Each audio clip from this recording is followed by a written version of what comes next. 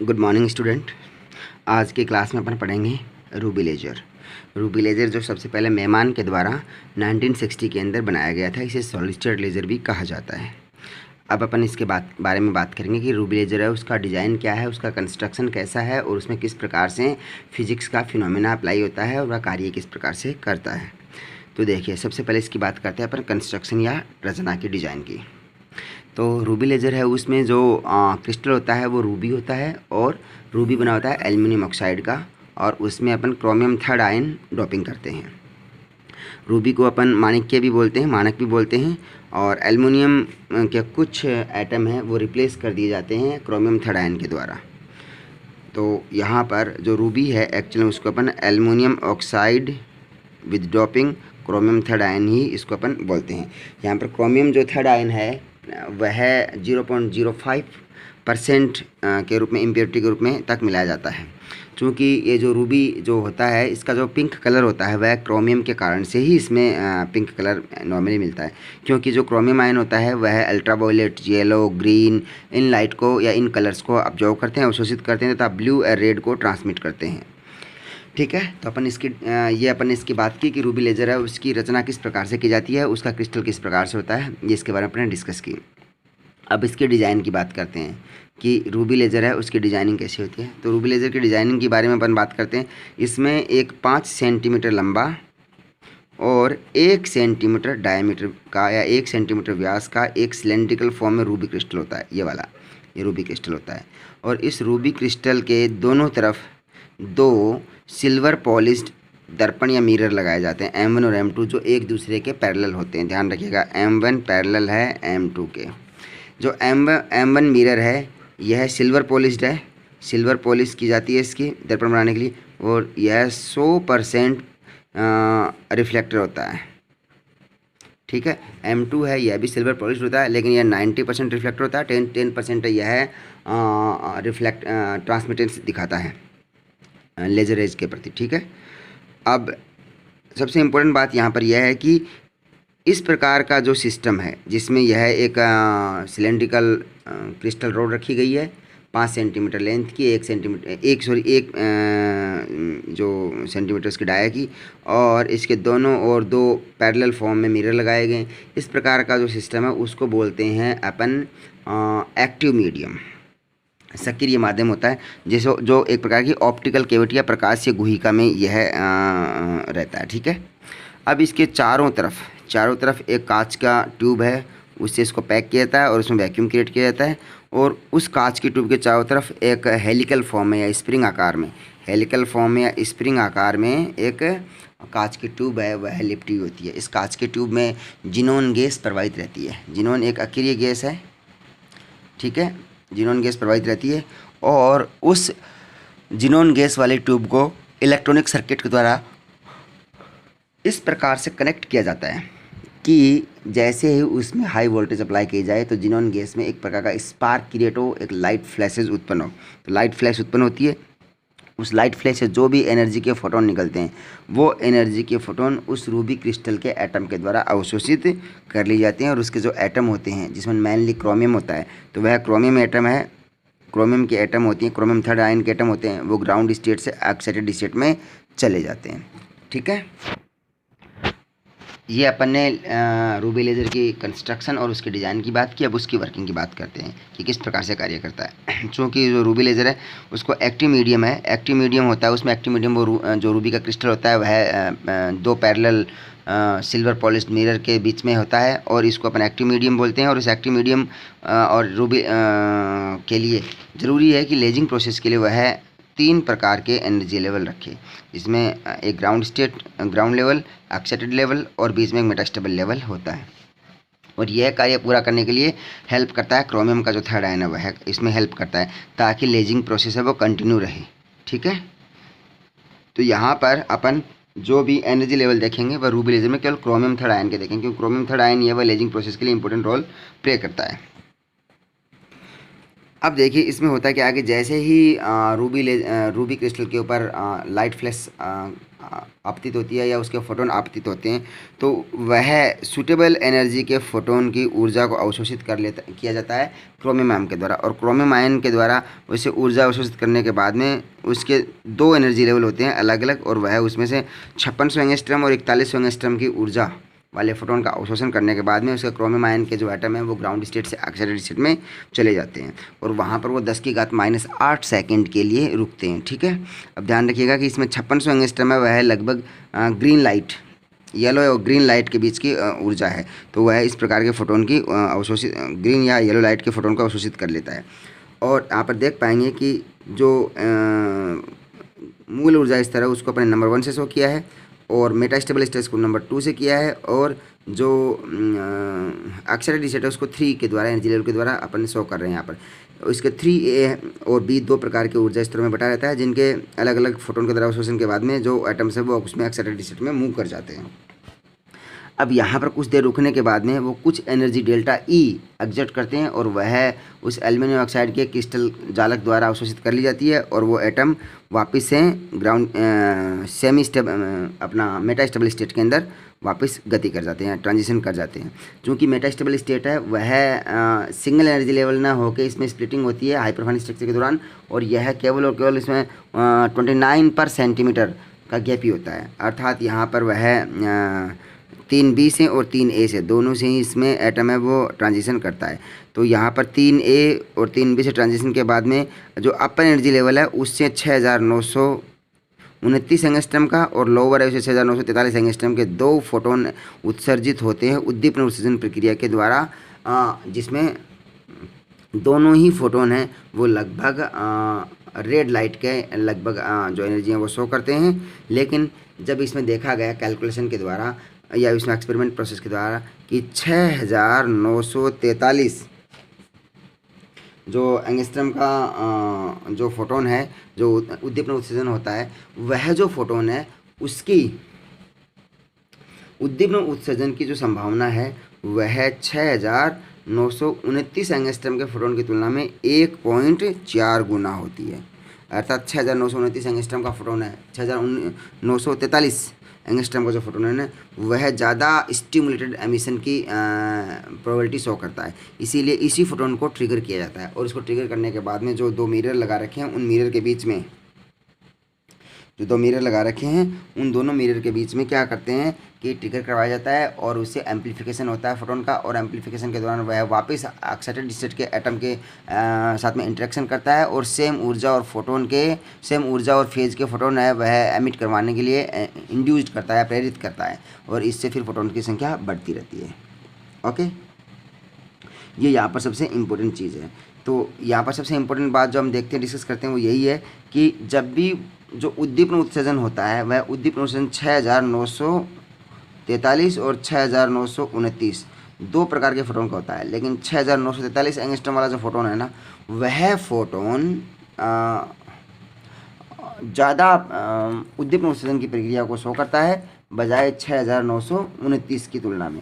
इसीलिए 6943 वाला जो फोटोन है वही ज़्यादा ट्रिगर किया जाता है, और ट्रिगरिंग के दौरान उसको फिर दो मिरर के बीच में बार बार रिफ्लेक्शन प्रोसेस के द्वारा अपन जो रूबी क्रिस्टल है उसके एक्सेस के अनुदिश गति होने पर उसको एज ए लेज़र पुंज के रूप में बाहर निकाल लेते हैं, और लेज़र की प्रोसेस अपन उसमें लेज़र मिल पाती है। ओके, और ये लाल रंग की लेज़र यहाँ पर मिलती है।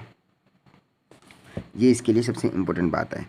अब ख़ास तौर पे ये ध्यान रखे जाए यहाँ पर कि जो लेज़र बीम है वो इंटेंस बीम है, इसीलिए जो 6943 एंगस्ट्रॉम का फोटोन होता है वह एक्साइटेड स्टेट के एटम के साथ में बार बार इंटरेक्शन करके सेम फेज के फोटोन उत्सर्जित करने के लिए उसको इंस्पायर करता है। इस बात का भी आप खास तौर पर ध्यान रखें। चूँकि रूबी लेज़र है उसके कुछ कमियां भी होती हैं। रूबी लेज़र की कमियां यह हैं कि वो एक तो पल्स लेज़र होता है, क्योंकि यह कंटिन्यूस या अनवरत रूप से लेजिंग प्रोसेस नहीं कर पाता है या लेज़र नहीं उत्पन्न कर पाता है। तो पल्स लेज़र होने के कारण से इसका जो इंडस्ट्रियल यूज है या बाकी साइंटिफिक यूज है वो कम होता है। दूसरा यह है कि इसमें जो फोटॉन्स एनर्जी फोटॉन होते हैं वह एटम को ऑक्सीडेटेड स्टेट में पहुंचाने के लिए जो ऊर्जा देते हैं उसमें 50% ऊर्जा ही है वह ऑक्सीडेटेड स्टेट में एटम को पहुंचाने काम आती है। 50% ऊर्जा है वह व्यर्थ में जाती है या लूज होती है, लॉस होता है। ठीक है, तो इसमें 50% एनर्जी का लॉस होता है। और इन्हीं कारणों से इसकी जो हाई एफिशिएंसी बीम है, लेजिंग बीम है, वह नहीं मिल पाती है और कंटिन्यूस नहीं मिल पाती है। तो इसके 3 कारण हो गए। जैसे रूबी लेज़र है, इसके डीमेरिट या इसके 2 से, और इन्हीं को ध्यान में रखकर फिर जो हीलियम लेज़र है, हीलियम नियॉन लेज़र है, वह हीलियम नियॉन लेज़र इस पर डोमिनेंट साबित होता है या इस पर ज़्यादा इंपॉर्टेंट साबित करता है। तो अपन इसकी बात करेंगे हीलियम नियॉन लेज़र होता क्या है। तो देखिए, हीलियम नियॉन लेज़र 1916 में सबसे पहले अली जावन नाम के एक साइंटिस्ट थे, उन्होंने बनाया। उन्होंने देखा कि जो हीलियम नियॉन लेज़र है उसमें जो नियॉन गैस है उसका विजिबल इफेक्ट है वह इंपॉर्टेंट रोल प्ले करता है, और 6328 एंगस्ट्रॉम के इसमें फोटोन निकलते हैं, 6328 एंगस्ट्रॉम के। और पहले वाले में कितने निकलते थे, 6943 एंगस्ट्रॉम के फोटोन इंपॉर्टेंट थे। तो इसमें थोड़ा सा जो उच्च ऊर्जा के फोटोन निकलते हैं। ठीक है, अब इसके डिज़ाइन क्या है, इसके डिज़ाइन या कंस्ट्रक्शन ऐसा है कि 40 सेंटीमीटर एक कांच की ट्यूब होती है।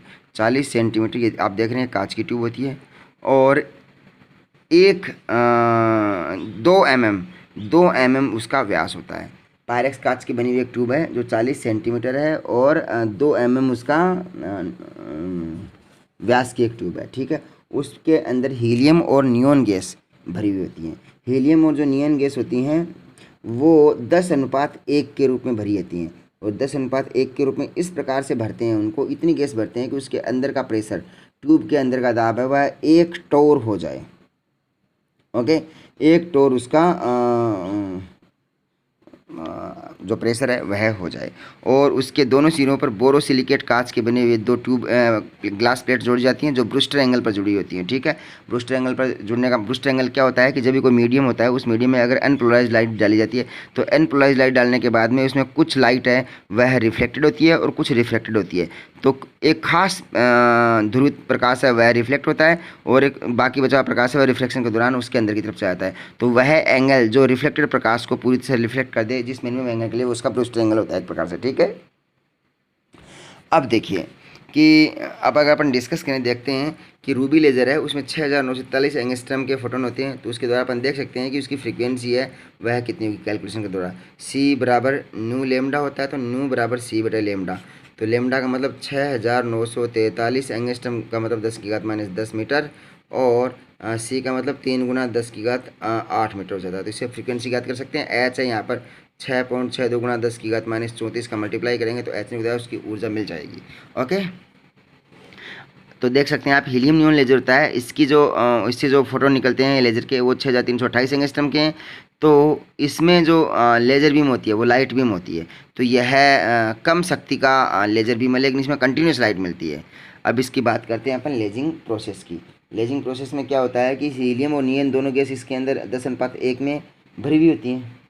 10:1 में इसमें जो गैस भरी होती है, तो देखिए जो हीलियम है उसके अंदर 2 इलेक्ट्रॉन होते हैं। तो उसके एक्साइटेड स्टेट की बात करेंगे तो 1s2 2s और 2p वाला जो ऑर्बिटल है वो पूरा का पूरा खाली है। तो जैसे ही उसमें एनर्जी दी जाती है तो अपन देखते हैं कि जो s के अंदर 2 इलेक्ट्रॉन है तो दोनों की स्पिन एक बार अगर सेम स्पिन लेते हैं तो इसकी स्पिन नंबर हो जाता है 1, और जब वापस लेते हैं तो इसका होता है 0। तो इसी के रेस्पेक्ट में इसकी जो एक्साइटेड स्टेट है 3s1 और 1s0 के रूप में ली जाती है। ठीक है, ऐसे नियॉन है उसके अंदर 1s2 2s2 2p6, तो 3s वाला जो ऑर्बिटल है वो खाली रहता है। तो इसी के तरफ कह सकते हैं अपन 2p5 और नॉर्मली 4s और 2p5 5s के रूप में इसके इलेक्ट्रॉन आपस में एक्साइटेड स्टेट में जाएंगे और एक्साइटेड स्टेट की शो करेंगे। तो देखिए हीलियम के लिए अपने 3 एनर्जी लेवल लिए हैं, F1 F2 F3, और जहाँ पर F1 है वह है हीलियम का ग्राउंड स्टेट है, F2 है वह 1s0 वाला स्टेट है, और F3 है वह 3s1 वाला स्टेट है। लेकिन इसके साथ ही जो नियॉन है उसके एनर्जी लेवल है 6। तो इसमें E1 E2 E3 E4 E5 और E6 है, और वो इस प्रकार से इसके साथ में मैचिंग होते हैं, सिंक्रोनाइज होते हैं, जिस प्रकार अपने चित्र में दिखाया गया है। तो जैसे ही कोई भी फोटोन अवशोषित होता है जो अपना रेडियो फ्रिक्वेंसी वोल्टेज या इलेक्ट्रिक फील्ड लगा के स्पार्क क्रिएट करते हैं, उसके द्वारा जो एनर्जी उत्पन्न होती है वह एनर्जी हीलियम या नियोन एटम के द्वारा अवशोषित कर ली जाती है उचित ऊर्जा के द्वारा। और उचित ऊर्जा का फोटोन अवशोषित करने के बाद में हीलियम गैस है वह ऑक्साइडेड स्टेट में जाएगी। तो हीलियम का जो एटम है वो ग्राउंड स्टेट से ऑक्साइडेड स्टेट में चला जाता है और वहाँ पर वह दो प्रकार के एनर्जी लेवल है F2 और F3, दोनों में अलग अलग फोटोन सूटेबल एनर्जी के अनुसार ट्रांजिशन कर जाते हैं और वहाँ पर 10⁻⁸ सेकंड के लिए रुकते हैं और रुकने के बाद में हीलियम के जो एटम होते हैं एक्साइटेड स्टेट से अपनी ऊर्जा एक्साइटेड स्टेट में ही नियोन को ट्रांसफ़र कर देते हैं।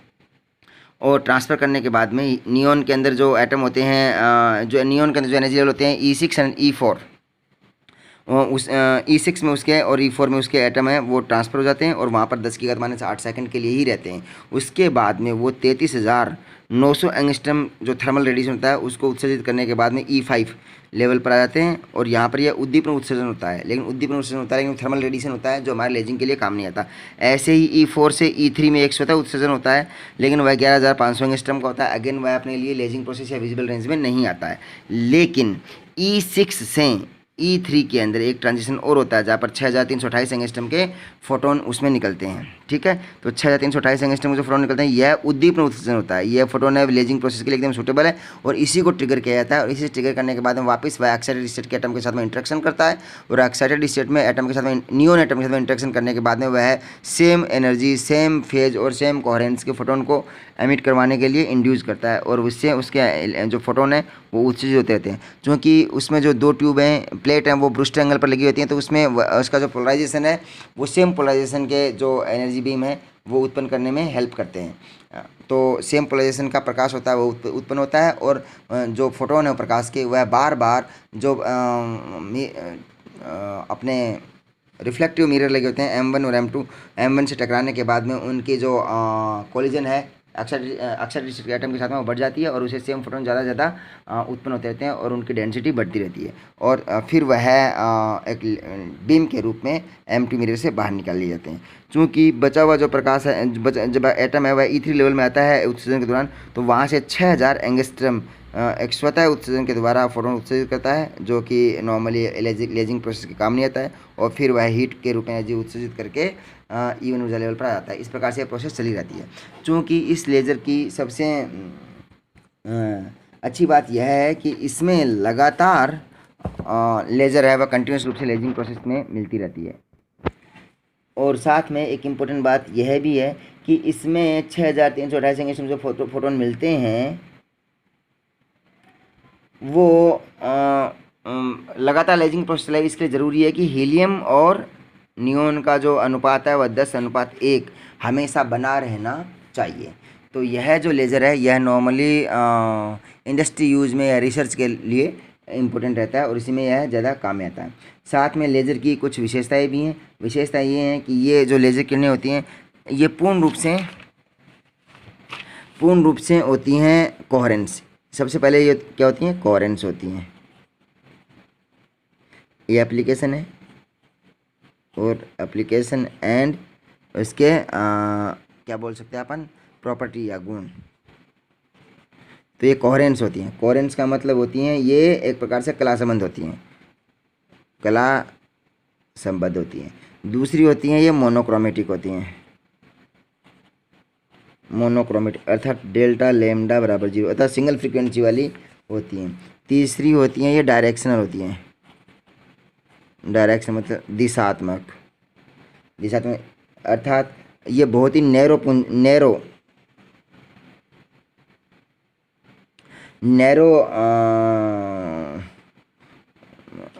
फोकस बनाती हैं। नैरो फोकस होता है इनका बीम का। अच्छा, स्प्रेड मिनिमम होता है, फैलाव होता है वो मिनिमम होता है। ठीक है, और इनके जो चौथा है वो उनका distance, travelling distance with focus high होता है, मतलब ज़्यादा दूर तक ये सेम फोकस के साथ में गति कर सकती हैं। और पांचवा था हाईली इंटेंस होती हैं। इंटेंस का मतलब तीव्र, तो ताप ज़्यादा उत्पन्न करती हैं किसी बिंदु पर ज़्यादा ताप उत्पन्न करती हैं और इसी के कारण से किसी भी कठोर पदार्थ को मेल्ट कर सकती हैं। ये कठोर पदार्थ को मेल्ट कर सकती हैं। अब लेज़र के लिए नॉर्मली इनका कलर भी बदला था, डिफरेंट कलर की लेज़र भी प्राप्त कर सकते हैं। डिफरेंट कलर की लेज़र प्राप्त करने का क्या तरीका है कि जो लेज़र होता है उसमें अगर अपन डिफरेंट डिफरेंट टाइप के मटेरियल हैं, क्रिस्टल हैं, वो डोप करें और डोपिंग के दौरान उनके जो एमिटिंग फ्रीक्वेंसी है वो उनके बैंड गैप के अनुसार चेंज होती रहती है। तो बैंड गैप के अनुसार चेंज होती है तो उसमें डिफरेंट कलर की लेजिंग प्रोसेस इससे प्राप्त की जा सकती है। जैसे लाल रंग की लेज़र होती है, लाल रंग की लेज़र रेड लेज़र है। रेड लेज़र को अगर मैं कहूँ, रेड लेज़र को क्वार्ट्ज क्रिस्टल की पट्टियाँ होती हैं ना, क्वार्ट्ज क्रिस्टल की पट्टियाँ, ये क्वार्ट्ज क्रिस्टल की पट्टियाँ हैं, तो उसमें से गुजारा जाता है। तो यह आराम से इसका रंग बदल जाएगा। तो यह लाल से जो दूसरे कलर का जो भी डिपेंड ऑन उसके बैंड गैप, इसका कलर चेंज हो जाता है। अब इसके एप्लीकेशन देखिए, लेज़र का जो एप्लीकेशन है वो क्या है। लेज़र के एप्लीकेशन क्या क्या होते हैं? सबसे पहले ट्रांसमिशन या कम्युनिकेशन, संचार में। नंबर 2, लेज़र के द्वारा संचार में या कम्युनिकेशन में इसका यूज किया जाता है। आजकल जो होते हैं ना ऑप्टिकल फाइबर केबल, ऑप्सी बोलते हैं, तो इसमें इसका यूज किया जा सकता है। दूसरा लेज़र पुंज यह है इंडस्ट्री में इसको बोलते हैं रोबोटिक कटर, इंडस्ट्री में रोबोटिक कटर के रूप में जा सकता है। तीसरा इसका मेडिकल साइंस में इसका यूज किया जा सकता है। चौथा इसका आर्मी में या मिलिट्री में इसका हथियारों के रूप में एम्यूनेशन, या इसका हथियारों के रूप में एम्यूनेशन के रूप में इसका यूज किया जा सकता है। और वेदर फोरकास्ट के लिए, पांचवा इसका वेदर फोरकास्ट, भविष्यवाणी करने के लिए इसका यूज किया जा सकता है सर्वे। और छठा है इसका जियोलॉजिकल सर्वे या भू सर्वेक्षण का इसका काम मिल सकता है। सातवां इसका रिसर्च में काम कर सकते हैं इसका। और आठवां इसका लेज़र टॉर्च जिसका फोकस तेज़ होगा। और सबसे इम्पोर्टेंट इसका नोवा है होलोग्राफी के रूप में। होलोग्राफी को होते किसी भी चीज़ के होलोग्राफी या 3 डायमेंशन इमेज बनाने के लिए इसका काम में रहता है। इसको होलोग्राफी के रूप में इसका यूज अपन कर सकते हैं। तो ये अपन ने आज लेज़र के बारे में बात की है। कल अपन इसी से रिलेटेड कुछ मॉडर्न फिजिक्स के टॉपिक पर बात करेंगे जिसको अपन बोलते हैं नैनो टेक्नोलॉजी। तो कल इस पर अपन डिस्कस करेंगे। Okay, thank you.